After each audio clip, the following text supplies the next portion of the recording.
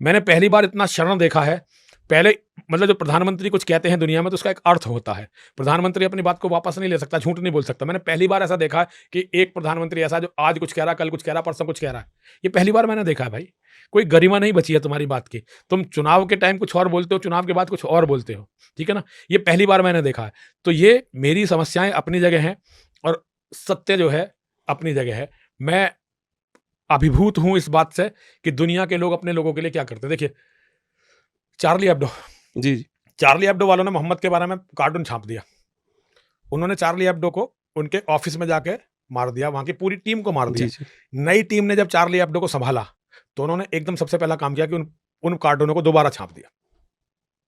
ये दिलेरी होती है। उसके बाद मैक्रो ने वो उस पे भी लगवाया, बिल्डिंग के ऊपर हाँ, वो लहरा दिया उसने लहरा उसी दिया। कार्टून को, और हमारे यहाँ कि क्या है? बिल्डिंग के ऊपर लहराया हमारे यहाँ क्या मैक्रो है? ने। हमारे यहाँ अभी भी हमारा प्रधानमंत्री सूफियों के कार्यक्रम में जाता है और सूफियों को बताया था जी इन्होंने जो है शांति की वो करी है। शांति की राह इनकी वजह से भारत में इतनी कल्चर। कई बार ये भी समझ में नहीं आता गुरुजी कि वो सचमुच में इन कंट्रोल है या कोई और इन कंट्रोल है, इनको देखिए, देख ये के मुझे तो पता नहीं। खर्रे पकड़ा लेकिन रहा है। जब वो इस तरह की बातें करता है, इस तरह की बकवास करता है, तो मुझे हिंदू होने के नाते अपने पे शर्म आती है। मुझे अपने पे शर्म आती है कि एक समय ये आदमी मेरा हीरो था। हुँ। एक समय मुझे लगता था कि बाहर के सारे हिंदू संगठन बेकार हैं, लेकिन नरेंद्र मोदी जो है दुनिया का शेर है और ये हमारे दिन बदल देगा। मुझे इस बात पे शर्म आती है कि मैंने नरेंद्र भाई मोदी को प्रधानमंत्री बनाने के लिए अपना खून पसीना बहाया। मुझे अपने बौद्धिक स्तर पर शर्म आती है, कैसे हमने जो है ऐसे व्यक्ति को जो बाद देख में नहीं सूफियों पाए। के कसीदे हुँ, पढ़ने लगा, हुँ। जो इस्लाम को जो ये कहने लगा कि मैं चाहता हूँ कि मुसलमान लड़कों के पास एक हाथ में लैपटॉप हो और एक हाथ में कुरान हो। इसका मतलब समझते हो? दुनिया के सबसे मजबूत जिहादी अगर मुसलमान के हाथ में कुरान है और कुरान उसके दिमाग में ये वायरस घुस गया, तो वो दुनिया में किसी को छोड़ेगा नहीं फिर उसका केवल एक लक्ष्य है कि सारी औरतों को बर्बाद करना, इनके साथ बलात्कार करना, सारे मठ मंदिरों को तोड़ना, क्योंकि कुरान यही कहती है। कुरान में इसके सिवा कुछ है ही नहीं। कुरान और हदीसें पढ़ लो, अच्छा खासा आदमी। मैं कुरान हदीस पढ़ के पागल हुआ हूँ। पर गुरुजी वैसे बहुत सारे ऐसे हैं कि अब इसमें क्या है, एक और एंगल भी है। जी। वो एंगल ये है कि हिंदू हिंदू हमारे जो पुराण हैं विशेष रूप से, उसमें भी कुछ ऐसी कथाएँ हैं जो ऑब्जेक्शनेबल हैं। पर क्या है कि हमने उनको लॉजिकली उनको डिसोन कर दिया कि भाई ये कथा जैसे जैसे कुछ कथाएँ ऐसी हैं जो जो कास्ट के डिवीजन की बात करती हैं, तो हमने उनको डिसोन कर दिया कि भाई नहीं, नहीं हम उनको नहीं मानेंगे। नहीं मानेंगे। हाँ, देखिए, ये नहीं कह सकते नहीं ये तो भगवान ने बोला हम मानेंगे ही कुछ भी नहीं, हो नहीं, जाए। देखिए, देखिए, एक और भी बात है। डिसोन करना और कत्ल का हुक्म देना दो अलग-अलग बात है।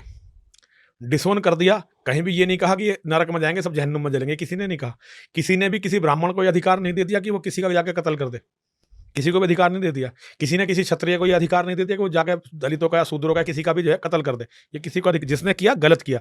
कत्ल करने का अधिकार हिंदू साहित्य चाहे वो कितना ही ज़्यादा उसमें मिलावट हुई हो, किसी को भी किसी दूसरे का कत्ल करने का अधिकार नहीं दिया गया। ना राजा को, निर्दोष के कत्ल का, चाहे वो किसी भी धार्मिक विश्वास का हो, किसी भी कास्ट का हो, उसका कोई राजा अगर उसका कत्ल करता है, तो वो उसकी सज़ाएँ बहुत भयंकर हैं, हमारे धर्म के हिसाब से। तो सनातन धर्म इसके लिए हिंसा फैलाने का जिम्मेदार सनातन धर्म नहीं है। हाँ, प्रतिहिंसा के लिए सनातन धर्म तैयार करता है धर्म अधर्म के समाप्ति के लिए, लेकिन हिंसा के लिए कहीं भी सनातन धर्म किसी को नहीं भड़काता है।